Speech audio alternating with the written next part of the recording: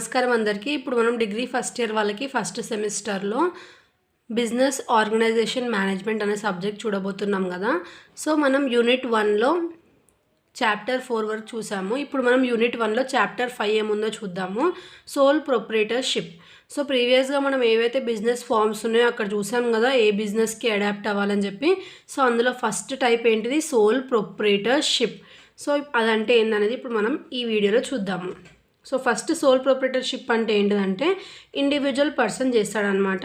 ఎలాంటి లాసెస్ వచ్చినా కానీ ఎలాంటి ప్రాఫిట్స్ వచ్చినా కానీ ఆ పర్సనే తీసుకుంటాడు.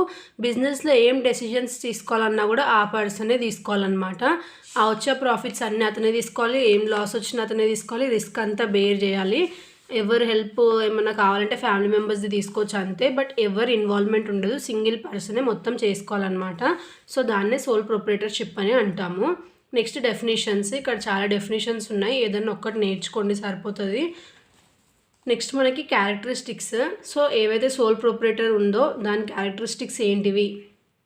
ఇండివిజువల్ పర్సన్ ఓనర్గా ఉంటాడు, ఎలాంటి సపరేట్ ఎంటిటీ అనేది ఉండదు. లయబిలిటీ అంటే ఎంత లాస్ వచ్చినా ఎంత ప్రాఫిట్స్ వచ్చినా మొత్తం అతనే తీసుకోవాలి. ఇండివిజువల్ మోటివేషన్, ఏమన్నా లాసెస్ వచ్చినా లేదంటే ఎక్కువ ప్రాఫిట్స్ రాకపోయినా సరే అతనే మోటివేట్ చేసుకోవాలి.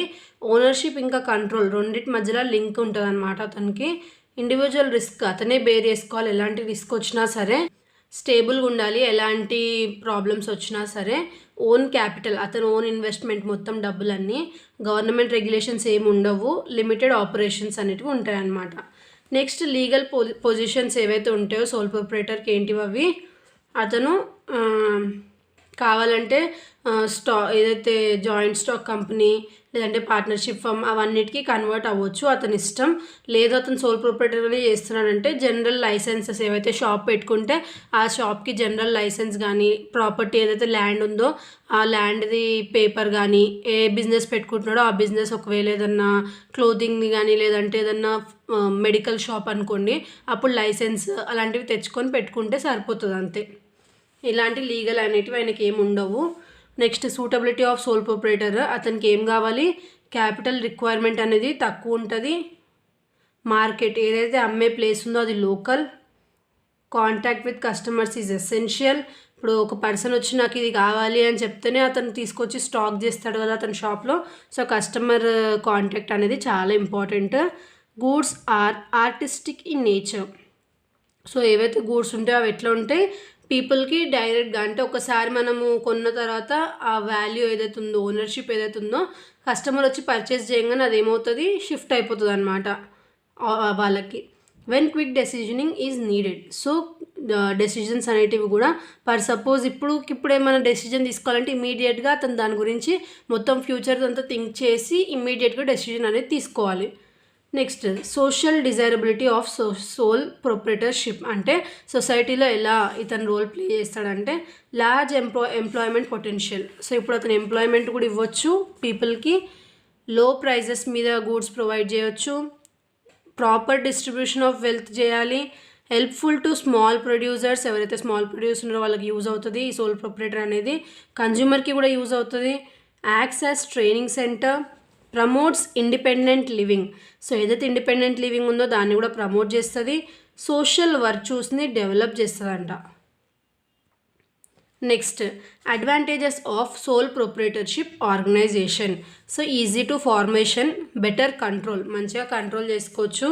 ఏమన్నా ఆపరేషన్స్ అంటే ఏమన్నా గూడ్స్ని ప్రొడక్షన్ ఇంక్రీజ్ చేయాలన్నా డిక్రీజ్ చేయాలన్నా ఎలాంటి చేంజెస్ చేయాలన్నా మొత్తం అతనే చేసుకోవచ్చు కాబట్టి ఫ్లెక్సిబుల్గా ఉంటాయి. ఈరోజు షాప్ ఒకవేళ ఐటమ్స్ అన్నీ లెఫ్ట్ సైడ్ ఉన్నాయి, రేపు అవన్నీ రైట్ సైడ్ పెట్టుకోవాలంటే ఒక్కరి పర్మిషన్ కూడా అడగాల్సిన అవసరం లేదు, అతని ఇష్టం వచ్చింది చేసుకోవచ్చు అనమాట. అది కూడా ఇల్లీగల్గా చేయొద్దు, లీగల్వి. Retention of business. So business secrets ఏవైతే ఉన్నాయో అవి ఏం చేయాలి, అతనే మెయింటైన్ చేసుకోవాలి. సపోజ్ ఇప్పుడు ఏదైనా షాప్ కీపర్స్ ఉన్నారు, ఇద్దరు పక్కన మొత్తం ఎట్లయితే ప్రాఫిట్స్ వస్తున్నాయో ఆ ప్రాసెస్ మొత్తం చెప్పేస్తే నెక్స్ట్ డే పక్కన ఇంకొక షాప్ పెట్టుకుంటాడు, ఆ చెప్పిన ఎవరైతే చెప్తామో వాళ్ళతోనే వాళ్ళు. సో అందుకే ఏం లీక్ చేయొద్దు. Easy to raise finance. So మనకి ఎంతైతే మనీ కావాలో తక్కువ ఇన్వెస్ట్మెంట్ ఉంటుంది కాబట్టి మనం ఈజీ టు రైజ్ ఫైనాన్స్ అంటే డబ్బులు పెట్టుకోవచ్చు. Direct motivation. సో మనకు వచ్చే సేల్స్ని బట్టి అంటే కనిపిస్తున్నాయి కాబట్టి ఎంతైతే ప్రాఫిట్స్ వస్తున్నాయో దాన్ని బట్టి మనమే మోటివేషన్ అవుతుంది అనమాట. డెసిషన్ మేకింగ్ అనేది మంచిగా ఉండాలి. డైరెక్ట్ యాక్సెసిబిలిటీ టు కన్జ్యూమర్, ఎవరైతే కన్జ్యూమర్ ఉంటారో వాళ్ళతోని మనకి డైరెక్ట్ కాంటాక్ట్ ఉంటుంది కాబట్టి వాళ్ళకి ఏం నీడ్స్ ఉన్నాయో అవి తెలిసిపోతాయి ఈజీగా. ఇన్ఎక్స్పెన్సివ్ మేనేజ్మెంట్, సో ఏదైతే మేనేజ్మెంట్ ఉందో అది ఎక్కువ కాస్ట్లీ ఉండదు, ఎందుకంటే ఇతనే కాబట్టి. నో లీగల్ రెస్ట్రిక్షన్స్, ఎలాంటి లీగల్ రెస్ట్రిక్షన్స్ ఉండవు. సోషల్లీ డిజైరబుల్, సెల్ఫ్ ఎంప్లాయ్మెంట్ అనేది క్రియేట్ చేసుకుంటున్నాడు. హెల్తీ రిలేషన్స్ విత్ ఎంప్లాయీస్, ఎవరైతే అక్కడ వర్క్ చేస్తున్నారో వాళ్ళతోని. ఫర్ సపోజ్ ఒక షాప్ కీపర్ అనుకోండి, కిరాణా షాప్. సో అదే ఆ ఎగ్జాంపుల్ని తీసుకొని ఇప్పుడు నేను చెప్పేటివన్నీ ఆ హెడ్డింగ్స్ దాని కింద అనుకోండి, అప్పుడు మీకు క్లియర్గా అర్థమవుతుంది. Benefit of inherit good will. So inherit good will అంటే ఫర్ సపోజ్ ఇప్పుడు ఆ షాప్కి ఒక ఓనర్ ఉండే, అతను చనిపోయినాడు. అతను చనిపోగానే ఏమవుతుంది, కస్టమర్స్ రావడం ఆపేయరు, ఎందుకంటే వాళ్ళ కొడుకో కానీ ఎవరైనా కూతురో కానీ ఆ షాప్ని చూసుకోవడం కంటిన్యూ చేస్తారు. నెక్స్ట్ డిసడ్వాంటేజెస్ ఏంటివి, ఒక ఇండివిజువల్ ఒక లిమిట్ వరకే వర్క్ చేయగలుగుతాడు, ఆ తర్వాత తనకు ఓపిక పోతుంది కాబట్టి అది ఒక డిసడ్వాంటేజ్. రిసోర్సెస్ అనేటివి చాలా లిమిటెడ్ ఉంటాయి.